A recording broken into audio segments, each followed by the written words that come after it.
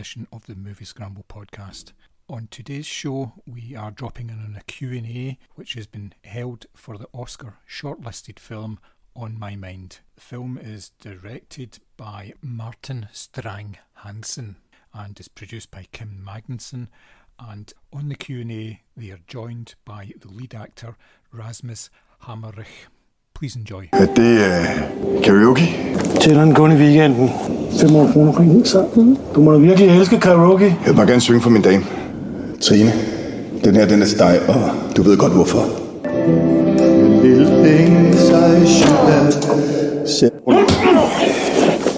Elvis, det er time to leave the building. Hi guys, you're all very welcome. Thanks for joining us. Great. My name is Vincent Lamb. I'm an Academy Award nominee from 2019, but today I'm here with the cast and crew of On My Mind, which is one of the live-action short films shortlisted for an Oscar this year. So congratulations, guys. Yeah, it's great to have you here with us. I think we'll start by just getting each of you to introduce yourselves. So Martin, let's start with you. Yeah, hi, I'm Martin Strange Hansen. I'm the director, writer, and one of the producers of On My Mind. And right next to Martin here, I'm Rasmus, and I am the main character. I get to play the main character, Henrik. And I'm a Danish actor and graduated National Danish Theatre School back in 2006. And Kim. And my name is Kim Magnusson. I'm one of the producers. Produced this together with Martin in our two companies as a co-production. And very happy to see you all and happy to be here. Great. Well, great to have you all with us. First of all, right, Martin, congratulations on making the shortlist. How did it feel when you saw On My Mind listed there? Well, of course, I was really, really excited. I mean, this was a short film we did for no funding out of pure passion love, like 1 year ago, more or less on the minute now. And for it to suddenly be here in this super elite of films is just, it's incredible. So I was thrilled. Right. Yeah. Well, congratulations. I think it deserves to be there. And yes, it's a really beautifully made film. So yeah, it's one of my favorites, and I was happy to see it there. So tell me, what was it that inspired you to write this story? Well, there's a couple of inspirations. It's always like that with stories. It's not just one thing, but for me, it's several things. On a fun note, I remember when we had a rap party of one of my films, and I was drunk, I was happy, and I was in a karaoke bar. And someone from the crew said, well, Martin, don't you want to sing a song? Yes, of course I did. And 3 hours later, people were still trying to get me away from the mic because I didn't get the rules of karaoke and just love being there and being in that moment. And that gave me the idea of what if a character wants to sing a song and it's the same song over and over again. And then that connects with the other part of the idea, which is a very, very personal matter for me, because it's based on an experience I had when my daughter was very sick. And while we were actually waiting for that limbo, are we going to say goodbye to her now?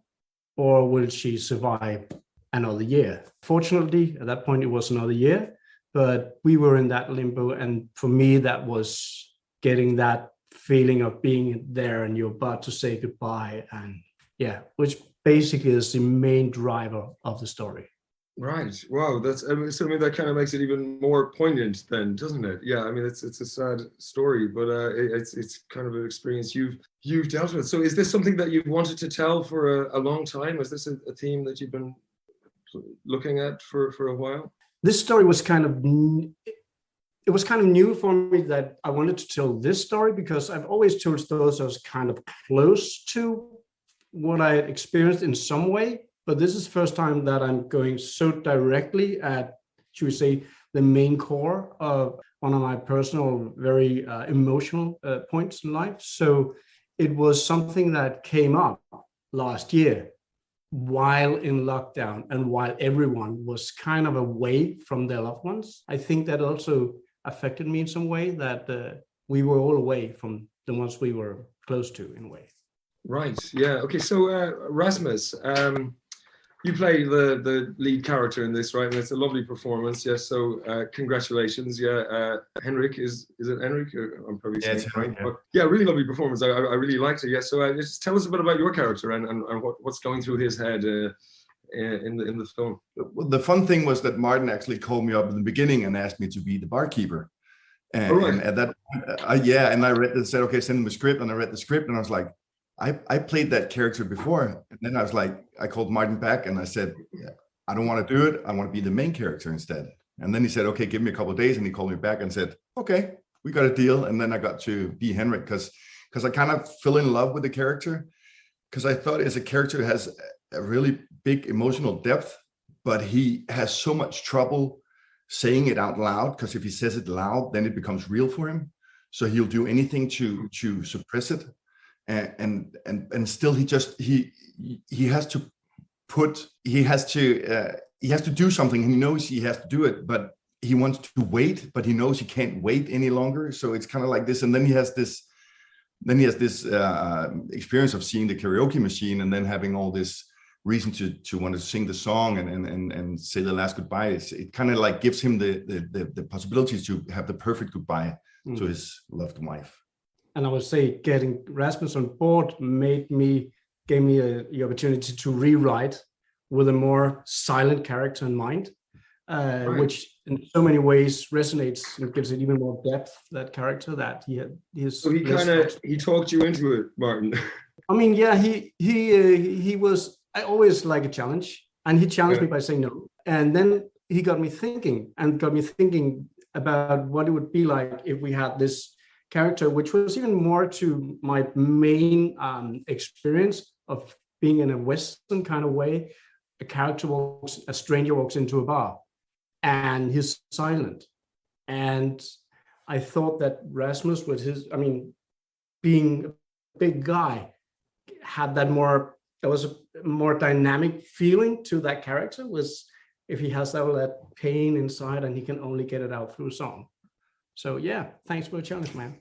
Yeah, well done. No, it's lovely, and there's a lovely subtlety, I think, to your performance as well. You know, your face and your eyes, and so I think it was a good decision in the end. Well done for talking him into it, Rasmus.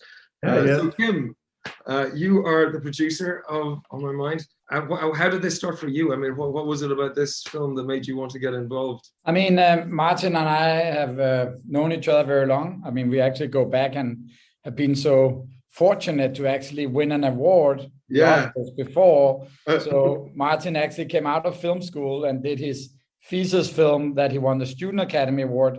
At that time, they couldn't compete in the main categories for winning, like they can these years. But then he came out of film school with a fellow producer that came to M&M, and then we did another short that went on to winning the Oscars the same year, basically. And then they went on to do features together. And then we have been aparted a little, but of course been very close in the business, both doing work together at Odense, and also when I was chairman of the Producer Association and Martin at the Directors Guild and things like that, we of course cross our paths always. And then when this was coming up and Martin had to do it and we had to finance it and all that, we just got to talk about it. I mean, we kind of meet every year at a couple of festivals, and I mean, the business here is very small for people, so we of course know each other. And then Martin called me and said, "I have this, this story," and I pitched it to me, and then I said, "I love it," and then we made a co-production on it. So that's how we got around it. Right. Well, no, it's a lovely film. You guys have both been to the Oscars already with the film and won, right? So. Tell us about that, Martin. When was that? Is it This Charming Man it was called? Yeah, it's This Charming Man. And my son is on his way of leaving on a jet plane, and leaving home, because he's 18 years now, right? He was 1 week old when I won the Oscars in 2003. So for me, that was at that point, I felt very fortunate to also have this feeling of connect with actually having a young baby at home that I needed to also attend to. But of course, it was the best best night of my life, of course. Yeah, and it was, so that was 2003, is that? Yeah, and have you found like your approach to filmmaking has changed in the years since, like from when you won the Oscar there to making this film now? I don't think I got the question. So have you found like that your filmmaking style has changed, or the way you'd approach filmmaking or anything, has it changed from back in 2003 when you won that Oscar, or is it still kind of the same type of stories and themes that you want to tell? Well, I think there's always a core that is deeply connected with me, which is that I tend to go towards darker subjects, but have a comedic touch in them, a comedic undertone in them, because in a way, for me, that is that way of portraying characters is in a way of having loved the characters. So I think that is a thing that is you'll find also in my next film is close to me. But of course, I've gotten a lot of experience since. So going back to making a short film like this was also, I mean, a challenge to go, well, I'm doing it like there's no budget, there's nothing, but can you still do it like those film school years in a way? I won't say reinvent, but get back to your roots. Yeah.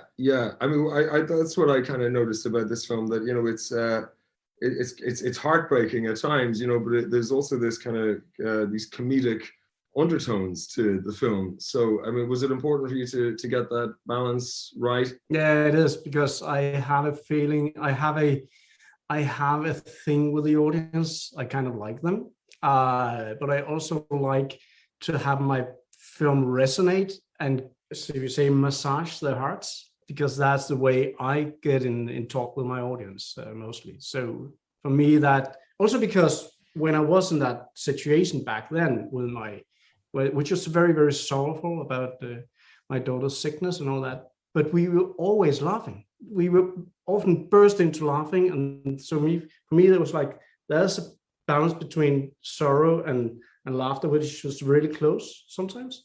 So that's why I wanted to have this undertone in it. Yeah, well done. Yeah, it's I think it works very well how you've done it.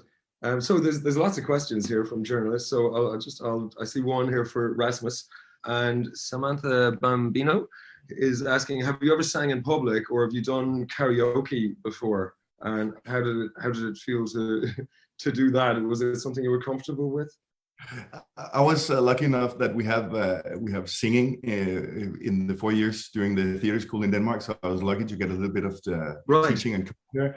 I've done 1 or 2 musical performances in Denmark, but karaoke bars in Denmark was very popular in the late 90s when I started going out. So I've done a few, but we don't really have them anymore. So it's been such a long time since I had the experience of singing karaoke live. So when Martin told me that, I was like, oh, how is it? How does it work? And I loved being on that stage and getting to sing. But it's not me singing here. It is me singing, but it's Henrik. So he's not as comfortable as I would be if I got up there. I probably would be like Martin, that you had to pull the mic for me after 3 hours. Right. Did Martin tell you to purposely make it worse? We talked about, because Henrik kind of have three tries on the song, and the first one he gets in on the wrong note, and he's a little bit more shaky, and then he gains confidence in the third take. He has it hat off, he has opens his jacket, and he's a bit more confident when he sings that. And I think when you see the film, I try to have the words resonate more with him in the third try. He's actually listening to what he's singing, which is a very, very beautiful song if you listen to the words. On My Mind, maybe I didn't hold it quite as often as I should, which is like, then he actually hears it for the first time, I think, when he sings it there. So he gets a little misty-eyed. Right, yeah. So there's another question here from Business Film, and if you again, Rasmus, they're asking, what drew you to the film, and were there any particularly difficult scenes for you, like, to film? I mean, what would you say? I think the whole thing about the glass and the breath on the glass and the whole breath of life and the whole that talk was hard, because I wanted to, of course, it's emotional for me, but it's not sentimental, because he's not in a position where he he has acknowledged that she's going to die. He's still in some way fighting that maybe a miracle will happen. He knows it because he doesn't believe in miracles, but I think the little grain of hope is still in him. So he talks about it with honor and passion for his dying wife, more than something sentimental that he makes up, you know. So I thought that was a tricky part, because I always wanted Henrik to be non-sentimental but still moved. So I thought that was kind of like the hardest. Yeah. Okay, so here's an interesting one from Arts Muse magazine. Martin, it's for you, because it's such a personal experience that inspired this story. And the question is, was making the film therapeutic for you? Did you think? I think here I could say that it was, but I mean, one thing is that it's many years ago, and for me, the memory of my daughter is a fond memory, and also her death actually is something that I can go back to without being torn apart, because I think her life, short as it was full of joy for us, had meaning. So in that sense, I would more say that instead of it being therapeutic, it was more like, okay, so now I'm actually putting out there for other people to see. I mean, everyone I know knows it, but then now it's going to be public property in a way, my story. That is maybe the hard part in this part of it. Yeah. Right. Okay. Yeah. So, I mean, same kind of question as Just Celeb was asked. Was it a difficult film for you to make? I guess when you're giving something so personal of yourself, putting it into it. Yeah. I mean, is that something that you find difficult to share, or do you think that's something that makes it a better film? I think it makes it a better film, for one thing for sure. But I've also kind of been rehearsing, telling embarrassing stuff about myself and stuff I'm proud of, because it's there I often find the essence of my own stories. So in that sense, it's not scary to go there. The scary part is to sharing it with people you don't know, because you don't know how they will look at you afterwards. And that's what I always find interesting. But one of the things that I find out with this film is that it resonates deeply with, people across the board. Teenagers are very affected by it. Older people, of course, people in my generation, my age. And I've also heard people saying that this is about Corona, isn't it? It is about people that all those people that have not been able to say goodbye. And he gets really, yeah, right. That makes sense now. Yeah, and you said you wrote it during the pandemic. I wrote it. I just want to from that. Can I add a comment to what? Because about this, Martin, when we shot the movie, the whole Martin's personal story wasn't present. And even at a moment, I say a date, which is the marriage date of Henrik. And then afterwards, we went out for break, and I said to Martin, "Oh, is that your daughter's birthday, or is it the day of her death?" And he was like, "No, that's just a date I made up." So I thought that he would actually make an homage or something with me having saying the date, but it was actually so far from the real story that even the date wasn't it. So I thought that would be a... But the funny thing was, just when you said it, was like, oh, I should have done that. Too late. Right. We already moved around, so you can do it again. Yeah, and you're so respectful, because I just wanted that date to be right. And but it's okay. Yeah. So Kim, let's bring you back in. Yeah. So how did you find working on this? Was there anything like particularly challenging in getting the film produced, or no? Because the pandemic. No, I think as Martin said, it was shot during the pandemic, and we were a very, very small crew, so we kind of actually limited to very, very few people who just needed to be there. So I was actually not so there during the physical production. It was more developing and editing and the whole other kind of producing, because we couldn't be there. We were not allowed to be that many people during the pandemic, so we cut it down to the people who really had to be there. So we would talk behind and all these kind of things. And then I could just see some of the questions here while I have the word in a second. Then there's one here about what is it that attracted me. And I think it comes very clear that from what I said prior to this, is that working with Martin early on, of course, always been nice and always been having a great relationship. That's one part. But just the story that we just heard, very, very honest, and very, very, what do you call it? Warming in a way, even though it's a sad thing about death, but I still feel that it gives warmth to the heart, because I think it's about losing, of course, but it's also about keeping.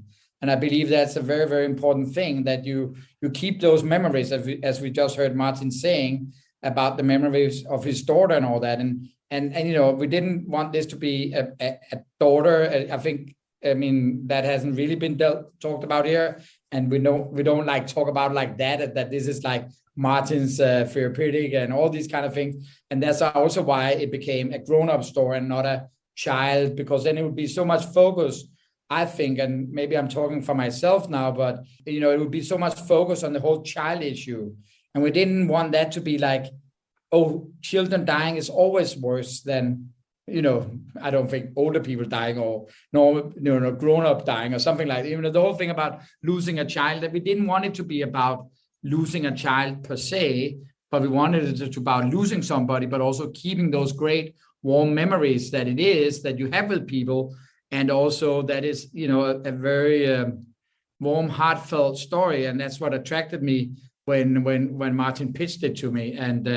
And then we got on to, do it. So that's, that's really what I felt about it. And that's why I wanted to be part of the team. So while I've got you, Kim, right, there's another question came in from Arts Muse magazine. And I think it's because you've been nominated for an Oscar 6 times. You've won 3 times, right? So the question here from Arts Muse is, what's the secret to your success? Is there a secret to, or are there certain themes that you feel like work for Oscar shorts, or that connect with Academy voters? Yeah, I think, Vincent, we know each other also going back and talked about these issues. Yeah, I feel, there's only one answer to that, and that is making a great film. You cannot win an Oscar or any other award if you don't make a good film. So maybe my choices of themes and films and what they're about and all that, maybe that goes with the majority of Oscar voting members. I don't know, but yes, we have had a great track record, but also I'm just thinking about it. It's also just that I keep on doing it because I feel the shorts are so important, because it's about, it's about raising talent and give talent a chance to be out there in the world. And on this story, of course, Martin has been, when we first did the first films, Martin was a brand new talent. Then he's been working since. But making this story was also, I think, like Martin said earlier, it was during the pandemic, and there was this story that if you kind of, that you could do in a small film. And for me, doing short films, you have to look at the story that they get rounded, that they, that they are there for that minutes, 15, 20, 22 minutes, whatever the short is. And then you have a fulfilled storyline, not trying to become a small feature, or not trying to, imagine that you're taking this story and putting it into a feature. It would have been something else. It would not have been so. Now we get right into what it is about. The main characters, Rasmus is playing, that this is the moment where he just needs to do something quickly. You could have expanded that to 2 hours, but then you have to get all the stories about why, who's sick, and how did that happen, and blah, blah, blah. This is so condensed, and you get the same feeling. And I feel like doing shorts and keep on doing them, and I just basically, I read that article, some of those articles coming out with the different, reports. And there was one yesterday about Spielberg that, if he gets nominated this year, he would be the first director that has been nominated in 6 decades in a row.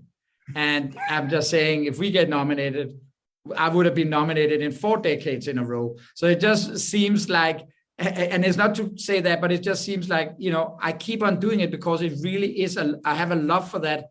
I have a love for that kind of filmmaking. I have a love for short films. So yes, I've had great fortune and success, but I also made a lot of films that didn't have the success. So it's not like just every time we do a short film, we get onto the success part.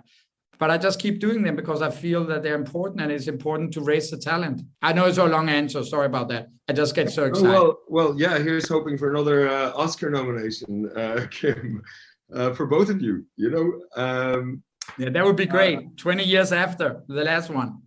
So actually, and there's a question from Louise Reynolds, Martin, right? So it says, so congratulations on making the shortlist. Did you anticipate this, and what would an Oscar nomination mean to you? Another one. Wow. Yeah. No, I did not anticipate this. I mean, the first thing was it was about making it and getting it out into the world. So for me, was really what I really love about this, of course, is that it now has a life. It is in the world. It can travel. It can go out, and it can, again, connect with an audience, because that's what, in a way, my main focus is on this film, because what it's about is something we all will be experiencing in some way or another. And why not? Yeah, then why not connect with an audience? Film business, what would it mean for you to win a second Oscar? It'll just blow my mind. I think honestly, I don't know what to say. For me, being here with this, in a way, it was very different with the other one. It was a big budget, and we had a way big budget. I think 10 times bigger than this one, right? I was just out of film school. I had my head in the sky. I was away. Everything's amazing, and now being able to mature and still being able to tell a story like this, and getting it over there I just feel amazing. Yeah, good. It's a great place to be in, isn't it? So yeah, congratulations again. So there's a question here from Samantha Bambino, which is an interesting one, and says, can you touch on the significance of the ending when the handprint appears on the window? Yeah. Oh, thanks a lot. Because that was something I really was thinking a lot about. For me, that ending is about, of course, it's significant. The signification is that she's gone, but in a way, we all leave marks. She's just left her mark in his heart, right? And I remember from that period myself going through sorrow, going through all that. There is that light where you feel the presence of the one you just lost, and there's so much there. And in a way, I wanted her to be in the film, all through the film, without her act. We never see her face, so she becomes this. She's here inside of him, and in a way, that's why we're going there and seeing that hand, which is kind of the imprint of her soul, right?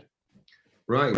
Yeah, lovely. And so back to you, Rasmus, then. Yeah, I think, it's a lovely performance, and you get such a nice, there's a real nuanced performance there. You can say a lot with your face and your eyes, so there's just a nice subtlety there. Is that something that, you apply to all of your roles, or was this role different to you to some stuff you played before? No, like I said before, that when Martin asked me to do the barkeep, that role I played before. Right. So that was why, and I was at a point in my career where I thought, from now on, I only want to do things that challenges me. So you're getting a bit typecast. Were you as the barman? I was. I'm 6'2", and I have a bit of authority in me. So I've played all sorts of different police officers or criminals. And I thought, okay, this is just a regular guy, and I rarely get to play the regular guy. I've been fortunate to do that sometimes since, but just a guy with a real genuine problem. So I really went into seeing how, like I said earlier, not making it sentimental, but just being a man in myth, sorrow, And still we talked about her death is not something that's been known for years. You know, he hasn't had time to do it. This might be something that happened within 3 weeks. So it's kind of like also he's in shock in some way. He hasn't really thought about what's going to happen. He hasn't, she's not been in a hospice for a long time, and he's recaptured his own life or anything. So I decided to see if I could do a character that was just a man being right there, right now, and not knowing what would happen afterwards. So I think, like, when you say it's kind of minimalistic, that was kind of what I was going for. Not being too expressive with my face, because I can do that too. But it's here. Just wanted to be a man, and it was also I was kind of scruffy looking at the time. I had the big Corona hair and the big Corona beard, and just being a man who just let go in some way of himself, not being this guy who had been groomed just before. He was just there. So I really tried to just being present. Yeah, well, it worked very well, and I think a big part of what gives the film its heart is your performance, and there's a lovely subtlety there, and it's really quite touching then, when it's revealed that this is the day you're going to be switching off the life support for your wife. What I also noticed about the film was that there was a very interesting dynamic between the three characters in the bar. They're all very different, right? So do you want to talk a bit about that, Martin? Where you kind of get the antagonist in Preben's character, the manager sitting at the desk, but then there's sort of like the barmaid kind of, she feels a bit sorry for you or something, doesn't she? So it was a really interesting dynamic. Is that something that you had kind of planned on, Martin? Yeah, one of the things I wanted it to feel like is that this bar, these two people in the bar, they're not married, but they could have been. I mean, it's like right. They are so accustomed to being close to each other that they tease each other all the time. She knows exactly which buttons to touch, to yank, right? So she knows how to get around him, doesn't she? Yeah. And he has a feeling that he has authority of the bar, but she in a way she's the heart of the bar.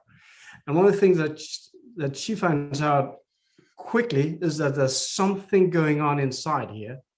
And as experienced she is being behind the bar, she becomes curious as what is happening, and then being able to yank his leg over there is always good. And that guy, he went from being all about money to being more that he didn't want to be bothered in a way.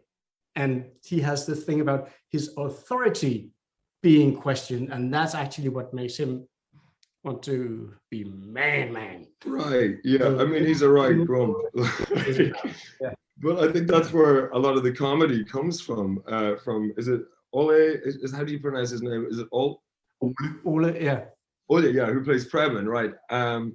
But I found it quite funny, where he says, no, karaoke's only on the weekends, because you know why? Because that's my time off. And I couldn't help but chuckle, but at the same time he plays it very straight, and I think that's what makes it so funny, because he's not playing it for the laughs. It just is quite funny, the situation. So and we talked a bit with Ole about this, having a barkeep who's kind of jealous when his bartender, she's flirting with the customers. It's kind of counterproductive, because first of all, it's been going on for 20 years, so you have had a hard time for 20 years, and that's kind of also part of the uniform, that you have to flirt with customers. So having this barkeep that's a little bit jealous of everything that goes on in the bar is also funny. Yeah, and there's a really nice chemistry as well between you and Camilla, who plays the bar girl, and all of you, I think, just kind of work together. It'd be a very different mood if you took any one of them away. If it was just you who came in and it was Preben, it wouldn't work.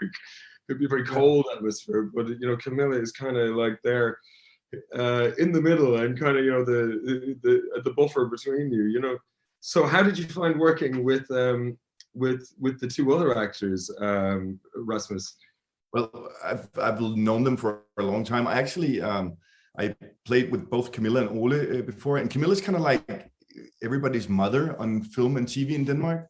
So you always get this very heartfelt and lovely connection with her when you play with her, because she's just a lovely woman. And the fun thing that I knew on the summer we're going to have the Euro 2020 in Copenhagen. I was going to be presenting for the UEFA on the UEFA stage, and I asked Camilla to be my co-host there. So we had that going on the side. We talked about that, and it's just Ole is a great improviser. He's really, really good at that. So you will always get something from him. If you give him something, you'll get something back. So was there much improvisation with it, or was that all scripted? Or I think between those two there were more. Yeah, we did. I mean, we had an entire day in the bar where we ran through the script and we improvised some of the. I mean, specifically some of the interaction between Ole and Camilla. We came up with in that day. So that was so that we were using Ole's and some of the lines that ended up in the script, like this is not a place for homeless and stuff like that. That was something that came from him, and he touched me or something. Right. So Kim, how many days were you shooting for with the film? It's quite neat because you've got like it's just 2 locations. Am I right? Yeah, and 3 actors. So it's. Yeah, I just like how long did it take to shoot? Maybe I should ask that. No, I mean it took I think 4 days, kind of mixed, right, Martin?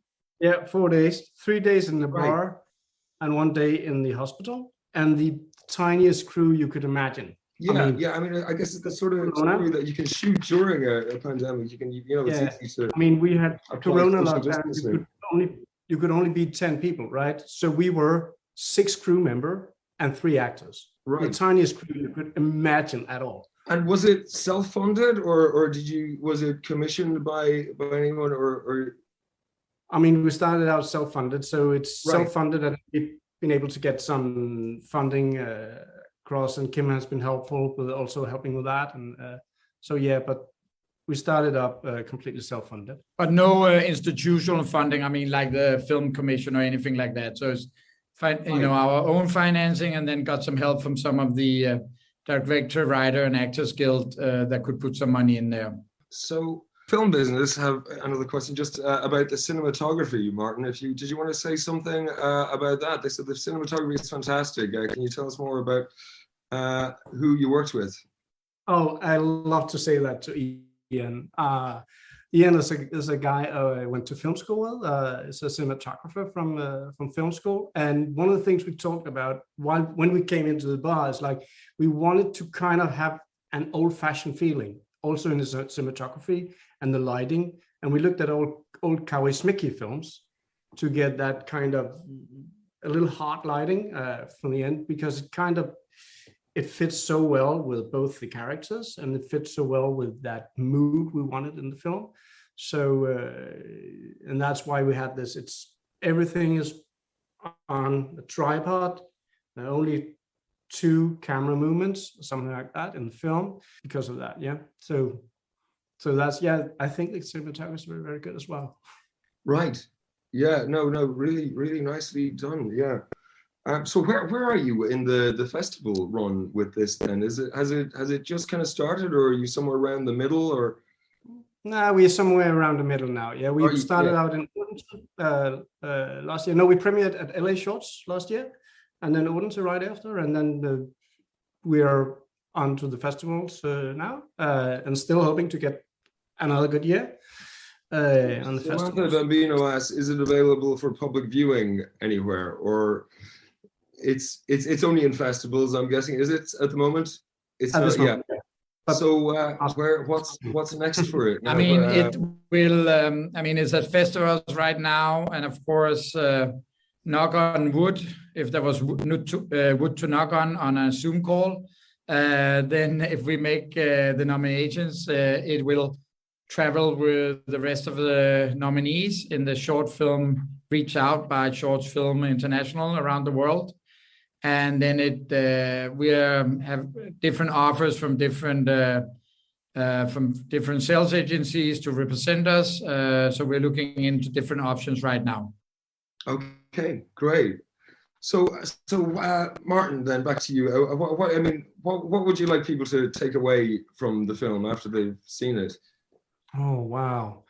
But one of the things that I want them to, well, maybe, because I find that the people connect to it. I won't say they connect to it differently. They all connect to it very emotionally. But as I said before, some are kind of analyzing it into the whole Corona environment. And I had this guy came the other day and said, "Well, my father just died, so when I saw this, it was for me. It is about being me right now."